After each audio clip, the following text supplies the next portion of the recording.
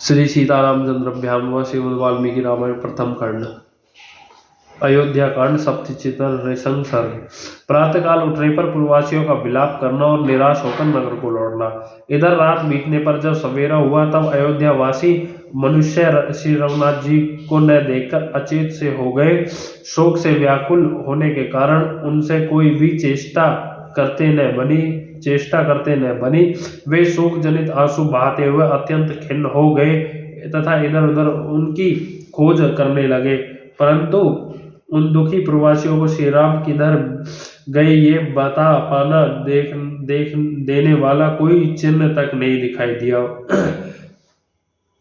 बुद्धिमान श्री राम से विलग होकर वे अत्यंत दीन हो गए। उनके मुख पर विषाद जनित वेदना स्पष्ट दिखाई देती थी। वे मनीषी पूर्ववासी करुणा भरे वचन बोलते हुए विलाप करने लगे। हाय, हमारी यह निद्रा को धिक्कार है, जिससे अचेत हो जाने के कारण हम उस समय विशाल वक्ष वाले महाभाव श्री राम के दर्शन से वंचित हो गए, जिनकी कोई भी क्रिया कभी निष्फल नहीं होती है। वे ताप श्वेत वेशधारी महाभाव श्री राम अब भक्तजनों को छोड़कर प्रदेश वन में चले गए हैं। जैसे पिता अपने औरस पुत्रों का पालन करता है, उसी प्रकार वे सदा हमारी रक्षा करते थे। वे कहीं रघुकुल श्रेष्ठ श्री राम आज हमें छोड़कर वन क्यों चले गए? अब हम लोग यहीं प्राण दे दें या मरने का निश्चय करके उत्तर दक्षिण की ओर चले तो श्री राम से निश्चय ही करके रहित होकर हमारा जीवन धारण किस लिए हितकार हो सकता है? अथवा यहाँ बहुत से बड़े सूखे काठ पड़े हैं, उनसे चिता जलाकर हम सब लोग उसी में प्रवेश कर जाए। यदि हमसे कोई श्री राम का वृतांत पूछेगा तो हम उसे क्या उत्तर देंगे?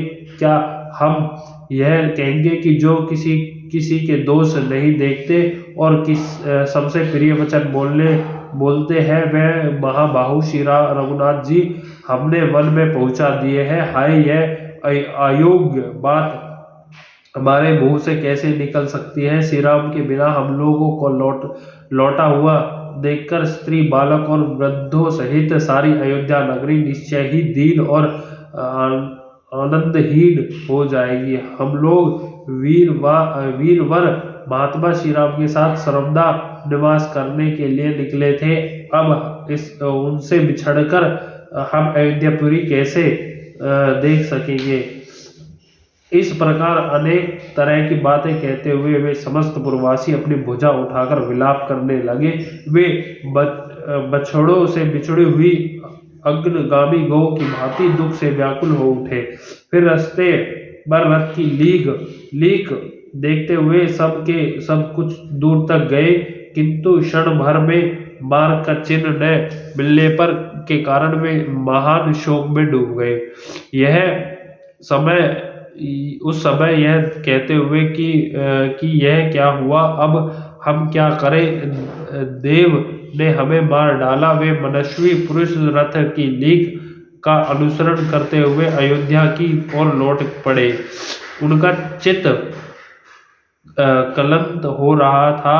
वे सब जिस मार्ग से गए थे उसी से लौटकर अयोध्यापुरी में जा पहुंचे, जहां के सभी सत्पुरुष श्री राम के लिए व्यथित थे।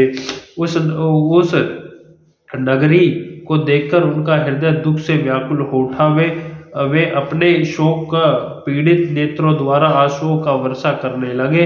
वे बोले, जिसके गहरे कंठ से वहां का नाग गरुड़ के द्वारा निकाल लिया गया है, वह नदी जैसे शोभाहीन हो जाती है, उसी प्रकार श्री राम से रहित हुई यह अयोध्यापुरी सब अब अधिक शोभा नहीं पा रही थी। उन्हें देख सारा नगर चंद्रहीन आकाश और जलहीन समुद्र के समान आनंद शून्य हो गया। पुरी की यह दुर्दशा देख वे अचेत से हो गए।